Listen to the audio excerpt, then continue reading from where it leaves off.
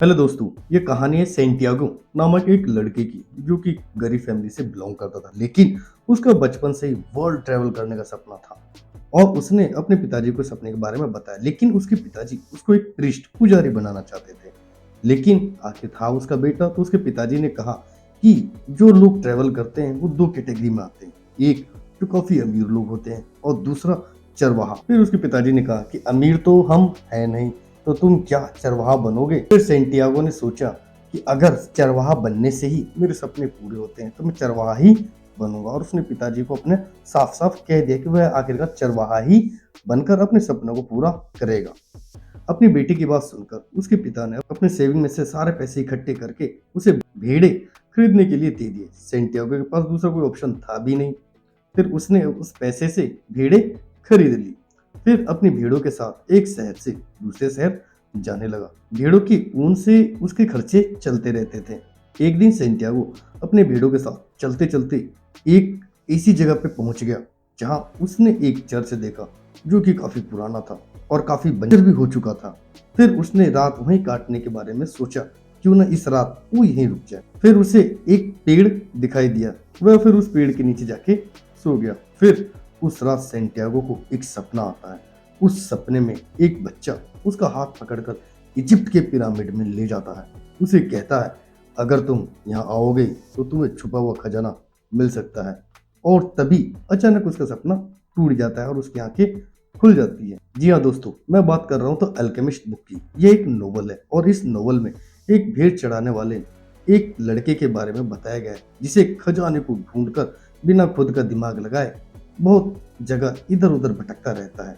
अब इस पूरी वीडियो हम देखेंगे कि क्या वह लड़का उस खजाना को ढूंढ पाता है या नहीं, और उसे कौन कौन सी समस्या होती है। इस वीडियो में हम सारी उसकी लाइफ के बारे में जानेंगे। वैसे तो हम अपने चैनल पे बुक सीरीज डालते हैं उसके अलग अलग पार्ट बना के, लेकिन ये एक पूरी स्टोरी टाइप की है तो इसके लिए मैं पूरी वीडियो में के अंदर ही इस बुक की समरी को समअप करूंगा। चलिए शुरू करते हैं। फिर अगले दिन वो एक भविष्य बताने वाली औरत के पास गया और उसको सारी बात बताया। फिर उस भविष्य बताने वाली औरत ने कहा कि अगर तुम्हें ऐसा सपना आया है तो तुम उसे जरूर पूरा करना चाहिए। लेकिन उसके पास इतने पैसे नहीं थे कि वो इतनी दूरी तक सफर को तय कर पाए। और फिर वो नाराज होकर बैठ गया और वो सोचने लगा कि वो अपना सपना कैसे पूरा करे।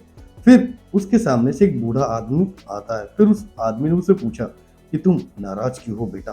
फिर सेंटियागो ने उसको सारी बात बताई। फिर उस बूढ़े आदमी ने उसकी समस्याओं को समझा और फिर उसको समझाया कि अपने सपने को जरूर पूरा करे। फिर उस बूढ़े आदमी की बात सुनकर सेंटियागो ने निश्चय किया कि वह अपने सपने को जरूर पूरा करेगा। पैसे न होने की वजह से वह अपने सारे भेड़ों को बेच देता है, जिससे उसके पास कुछ पैसे मिल जाते हैं और वह निकल पड़ता है अपनी सपनों को पूरा करने के लिए। अब उसकी यात्रा शुरू होती है और यात्रा शुरू करने से पहले वह अपने जीवन में पहली बार किसी बार में जाके बैठा था और उसने अपनी उम्र का एक आदमी देखा। और वह आदमी के साथ बैठ के काफी देर तक उन्होंने उस बार में बैठ के आपस में बातें की।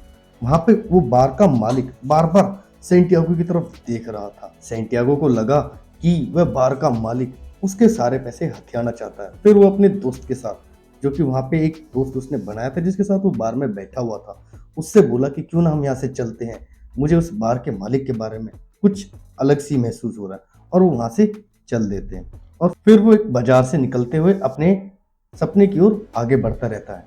और जैसे ही आगे बढ़ते बढ़ते वह अपने दोस्त को सारे पैसे दे देता है और फिर बाजार घूमता है ताकि कोई उससे पैसे वो छीन न ले। और कुछ समय पर उसको एक अच्छी सी तलवार दिखाई देती, चमकदार तलवार दिखाई देती और वो तलवार को देखने लगता। फिर कहता है कि जिस दिन मुझे खजाना मिल जाएगा फिर मैं उस तलवार को खरीद के ले जाऊंगा। और फिर कुछ समय बाद वो इधर उधर देखने के बाद उसका जो दोस्त था वो उस पैसे को लेकर फरार हो जाता है। जी हाँ, सेंटियागो बहुत ही दुखी होता है कि शायद वो बार का मालिक उसके पैसे हथियाने के लिए नहीं, बल्कि वो इसलिए उसे देख रहा था ताकि जो मेरे साथ था वो एक चोर था, वो मुझे आगाह करना चाहता था, लेकिन मैं उसकी बात को नहीं समझ पाया। अब वो बहुत ही होपलेस हो चुका था और उसके पास एक भी पैसे नहीं बचे थे। अब आगे क्या होगा जानने के लिए बने रहे इस वीडियो में। और प्लीज पहली बार है चैनल पर तो चैनल को सब्सक्राइब करके नोटिफिकेशन बेल को हिट जरूर कर, जिससे कि ऐसी रेगुलर कंटेंट आपको टाइम टू टाइम मिलते रहे और आप भी मोटिवेट होते रहो, थोड़ा सा मुझे मोटिवेशन मिलता रहे। तो चलिए शुरू करते हैं। फिर फाइनली सैंटियागो ने सोचा कि अब वो आखिरकार करे क्या। उसके पास एक भी पैसे नहीं थे। फिर उसको इस बूढ़े आदमी की बात याद आई, जिससे उसको थोड़ी सी उम्मीद बढ़ने लगी और उसने सोचा कि चलो अब मेरे पास पैसे नहीं तो मैं यहाँ पे कहीं पे काम करके अपना गुजारा बसरा करता हूँ और फिर वहां से कुछ पैसे कमाता हूँ। फिर फाइनली वो क्रिस्टल मर्चेंट की दुकान पर काम करना शुरू कर दिया और वहां पे जैसी क्रिस्टल की दुकान पर उसने काम शुरू किया तो क्रिस्टल की जो दुकान थी उसकी भी काफी अच्छी बिक्री बढ़ गई और उसकी भी धीरे धीरे बिक्री बढ़ती चली गई और इससे पहले उसकी खास दुकानदारी भी नहीं होती थी। सेंटियागो के आने के बाद उसकी दुकानदारी और उसकी बिक्री काफी ज्यादा बढ़ गई। फिर फाइनली सेंटियागो ने हिसाब किताब लगाया कि अगर मैं इसी तरह से साल भर काम करता हूँ तो मेरे पास इतने पैसे इकट्ठे हो जाएंगे कि मैं अपने घर पे जा सकूं। फिर एक दिन सेंटियागो ने क्रिस्टल मर्चेंट के मालिक से, जहाँ पे वो काम करता था क्रिस्टल शॉप पे, उसके मालिक को उसने सारी बात बताई कि वो किस तरह से अपने सपने को पूरा करने की राह पे चल पड़ा था, लेकिन उसके साथ हुए धोखे की वजह से आज वो यहाँ है। फिर क्रिस्टल मर्चेंट के शॉप ओनर ने उसको बताया उसको अपने सपने को पूरा करना चाहिए, वह घर तो कभी भी जा सकता है। फिर फाइनली साल भर के बाद उसने उतने पैसे इकट्ठे कर लिए कि वो अपने घर पे जा सकता है और अपने लिए भेड़े खरीद सकता है, लेकिन वह क्रिस्टल मर्चेंट के मालिक से मिलकर जाना चाहता था और उससे जाके मिला। फिर फाइनली उस क्रिस्टल मर्चेंट के शॉप ओनर ने उसको बोला कि तुम घर तो कभी भी जा सकते हो, भेड़े अपने लिए कभी भी खरीद सकते हो, लेकिन तुम यहाँ तक आए हो तो तुम्हें अपने सपने को जरूर पूरा करना चाहिए। और इसकी ये बात सुन के सेंटियागो फिर से उत्साहित हुआ और फिर से उसने मन बना लिया कि घर तो मैं कभी भी जा सकता हूँ, अपने लिए भेड़े पैसे कमा के फिर भी खरीद सकता हूँ, लेकिन यहाँ से मैं वापस नहीं जाना चाहता। और वो फिर से अपनी डेस्टिनी की ओर, अपने सपने की ओर आगे बढ़ने लगता है। फिर वह एक वेयर हाउस पहुंचा जहां उसे इंग्लिशमैन मिला जो कि काफी बातों में सेंटियागो की तरह ही था। फिर वे दोनों इजिप्ट जाने वाले एक कारवा के साथ साथ चलने लगे जिसका सरदार एक दाढ़ी वाला आदमी था। जर्नी के दौरान सेंटियागो को अपनी ऊंट चलाने वाले से दोस्ती हो गई और दोनों अपनी अपनी लाइफ के बारे में एक दूसरे को बताने लगे। उन्होंने फील किया कि डेस्टिनी ने हर चीज पहले से प्लान कर रखी है, क्योंकि लाइफ में हर एक चीज किसी न किसी दूसरी चीज से जुड़ी हुई होती है। जी हाँ, इन दोनों के बीच बातचीत चली रही थी कि उन दोनों को इन्फॉर्मेशन मिली कि एक ट्रैवल्स के बीच वार होने वाली है, जिसे सुनकर सारे लोग डर गए। लेकिन वापस लौटना अब पॉसिबल नहीं था और जब वापस जाना मुमकिन ना हो तो आगे बढ़ते रहने का एक पॉसिबल रास्ता मिला और वो सब आगे ही बढ़ते रहे। अब उनका कारवां तेजी से आगे बढ़ता जा रहा था ताकि कहीं वार के बीच में वो फंस ना जाए और वो दिन रात बिना रुके बिना थके वो आगे बढ़ते रहे। और फाइनली उनका कारवां ट्रैवल वार से बचते बचा था किसी भी तरह ओएसिस तक जा पहुंचा। फिर वहां पे वो ओएसिस पहुंचने के बाद वह एल्केमिस्ट से मिलने की बेसब्री का इंतजार कर रहे थे कि वह एल्केमिस्ट उनको कुछ सीक्रेट बताने वाला था। अपने हथियार उतारने के बाद कारवां के लोगों को ओएसिस में ठहरने के लिए जगह मिली और वह फिर नेक्स्ट डे वह इंग्लिश मैन उस लड़के के साथ अल्केमिस्ट की तलाश में निकल पड़ा जो कि उसको कुछ सीक्रेट्स बताने वाला था। वे एक कुएं के पास पहुंचे। वहां कुछ देर बाद उन्हें एक बहुत ही सुंदर सी औरत कुएं की तरफ आती हुई दिखाई दी। वह इतनी खूबसूरत थी कि सेंटियागो उसे देखता ही रह गया। सेंटियागो के पूछने पर उस लड़की ने अपना नाम फातिमा बताया। अब हर रोज वह उस कुएं पर 15 मिनट के लिए मिलने के लिए जाता, जो कि उसकी लाइफ बन चुकी थी। वह लड़की भी सेंटियागो को उतना ही चाहती थी जितना कि सेंटियागो उसको चाहता था। सेंटियागो ने उसे अपनी लाइफ के बारे में सब कुछ बता दिया, खजाने के बारे में भी। फातिमा ने कहा कि उसे खजाने की तलाश नहीं छोड़नी चाहिए, वो अपने सफर पे आगे बढ़ते रहना चाहिए और अपने सपने को जरूर पूरा करना चाहिए। अब उसके पास फिर से दो रास्ते आए, या तो वह इसी ओएसिस में रहकर अपने सवालों के जवाब ढूंढे या फिर उस रेगिस्तान का रास्ता पकड़े और फिर अपने सपने को पूरा करने के लिए अपने खजाने को ढूंढने के लिए आगे बढ़े। लेकिन फिर से एक बार वह इसी खजाने की तलाश में निकल पड़ा। इस टाइम तक काफी अंधेरा हो चुका था।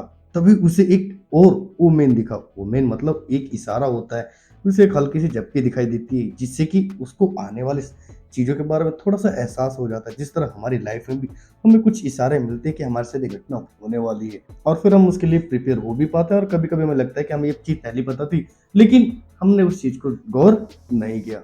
और उसे उसी तरह का एक ओमेन दिखा जिसमें दो बाज उसके ऊपर से उड़ रहे थे कि तभी एक ने दूसरे पर अटैक किया, जिसकी वजह से उस ओमेन का इंटरप्रिटेशन ये था कि ओएसिस पर अटैक होगा। यह बात जानकर सेंटियागो ने यह बात जाकर चीफ को बताई।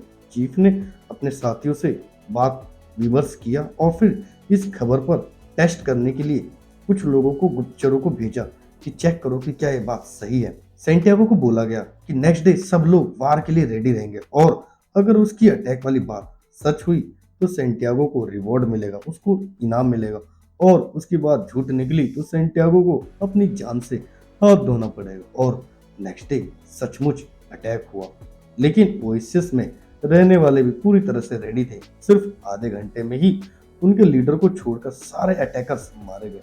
सेंटियागो को इनाम में 50 गोल्ड कॉइन मिले और साथ ही उसे उस ट्राइब का मंत्री बनाने की बात हुई। लड़ाई खत्म हुई।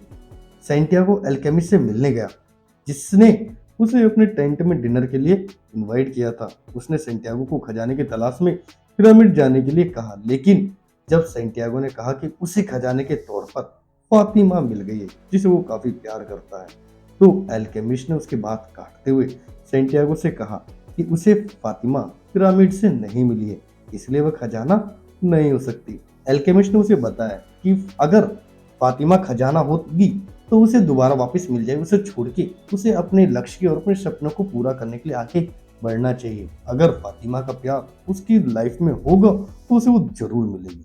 फिर सेंटियागो ने फिर से मन बनाया कि वह अपनी डेस्टिनी को फॉलो करेगा और यही बात उससे अल्केमिस्ट को भी बताई और नेक्स्ट डे वो दोनों सूरज उगने से पहले ही अपनी जर्नी पर निकल पड़े। वे डेजर्ट में रेगिस्तान में घूमते रहे। फातिमा की जुदाई में सेंटियागो का दिल भी भारी हो चुका था। अल्केमिस्ट ने उससे कहा वे पुरानी बातों को भूलकर आगे बढ़े। सेंटियागो उस डेजर्ट में अपनी डेस्टिनी की तरफ बढ़ रहा था और उसका हर मोमेंट उसके मायने रखता था।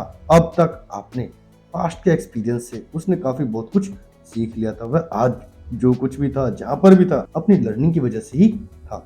ये सब लाइफ की एक बड़ी प्लानिंग का पार्ट था। ये प्लानिंग अनदेखे हाथों ने लिखी थी, जो सबकी लाइफ की प्लानिंग लिखते हैं। सेंटियागो ने सीखा कि सफरिंग और फेलियर का डर एक्चुअली सफरिंग और फेलियर से भी बड़ा होता है। जी हाँ, ये लाइन काफी इंटरेस्टिंग है।